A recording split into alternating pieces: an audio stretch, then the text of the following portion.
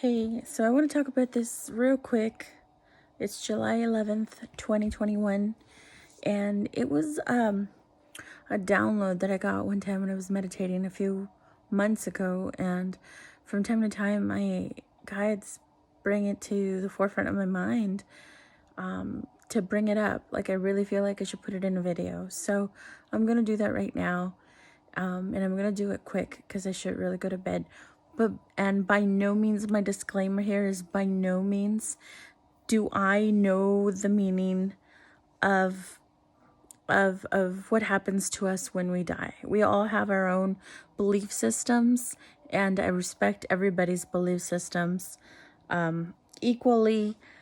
And just because I have this theory doesn't mean that I'm imposing on anybody else. Okay, so this is just what came to me in a download, and I don't necessarily want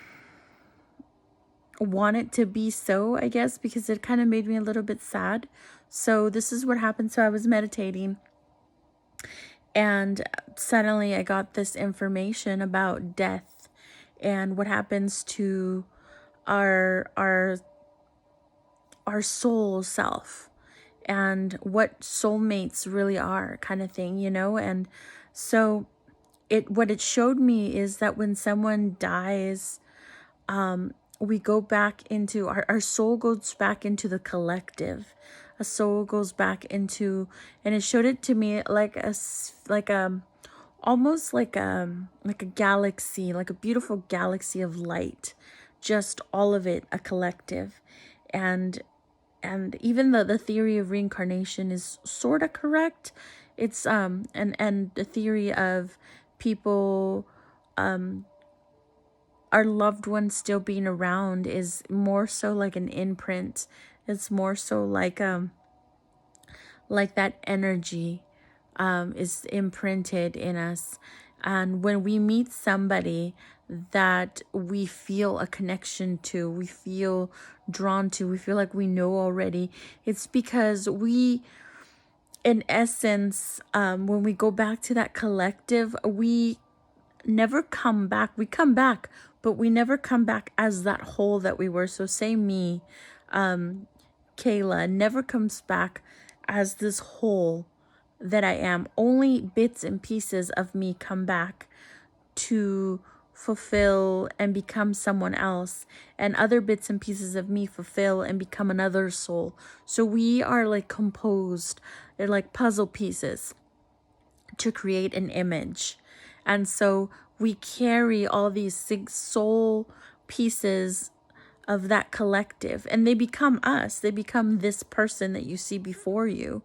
So when we meet another person that we're resonating with, that we feel something, that we feel like we know them, this is what it showed me. It's because those people also have soul pieces of who you used to be in another life. And so they are you. They do have little segments of you. And that's why we feel so drawn to some people as a whole, just like you feel like you know them because they were you in another life. What makes me sad about that is like a parent. If you lost a parent, or if you lost a sibling, a child, a best friend, a spouse, it makes me sad to think that you'll never see that person. That person will never be in that role again, that you never see that person as a whole as you knew them in this life. Or in religion, when people say they believe in heaven, or they believe in paradise or reincarnation, and you come back as that person, those are really nice thoughts. Resurrection, those are really nice thoughts. And like I said, I respect them for what they are.